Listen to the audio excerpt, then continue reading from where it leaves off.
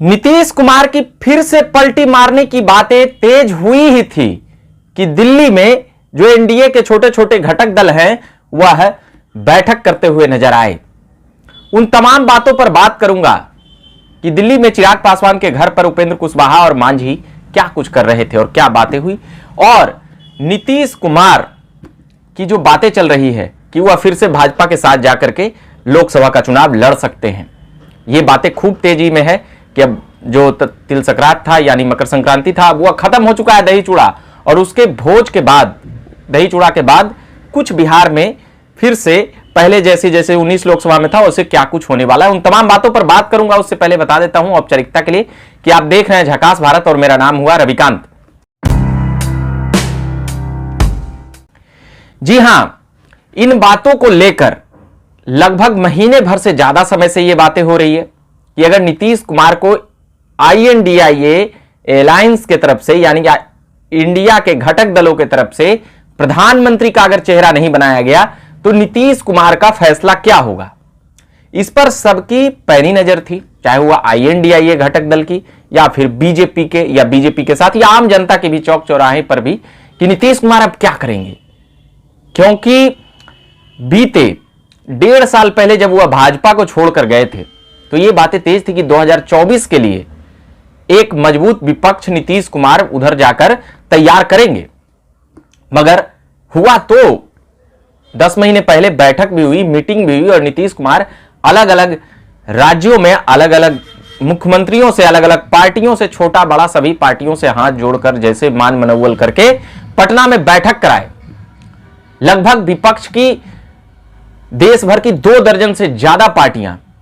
एक साथ आई और कांग्रेस के बैनर के तले, और मगर उसके कह सकते हैं कि man of the match Nitish Kumar ही नजर आ रहे थे जब पटना में वह कराते हैं तो।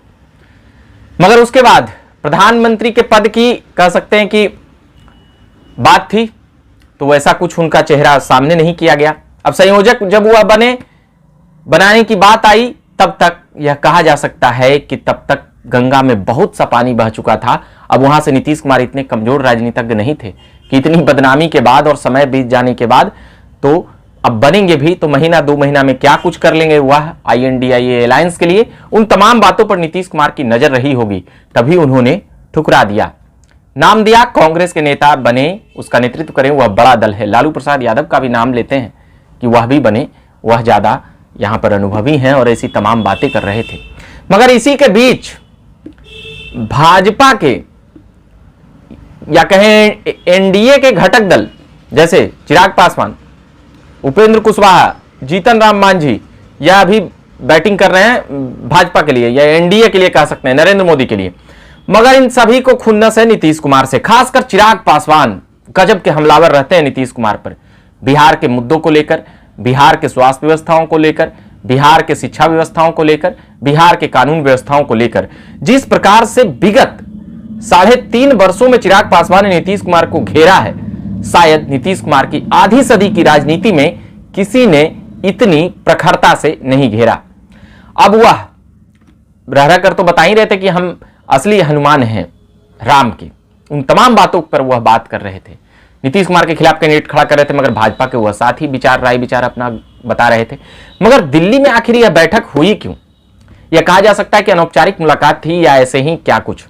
मगर जब बातें पूरा देखिएगा तो यही बातें समझ में आती है कि क्या एक अलग फ्रंट ये लोग बना करके जो NDA के घटक दल हैं नीतीश कुमार से नाराजगी व्यक्त करके, उपेंद्र कुशवाहा भी नीतीश कुमार को ही छोड़कर गए थे, जीतन राम मांझी भी नीतीश कुमार को ही छोड़कर गए थे, उनके बेटा यहाँ संतोष कुमार सुमन जो मंत्री थे रिजाइन करके गए थे, उपेंद्र कुशवाहा को यहाँ बहुत कुछ बनाया गया, संसदीय बोर्ड से लेकर MLC भी, उन तमाम चीजों को छोड़कर फिर से भाजपा की तरफ गए। और जब नीतीश कुमार उधर गए तो अब ये लोग को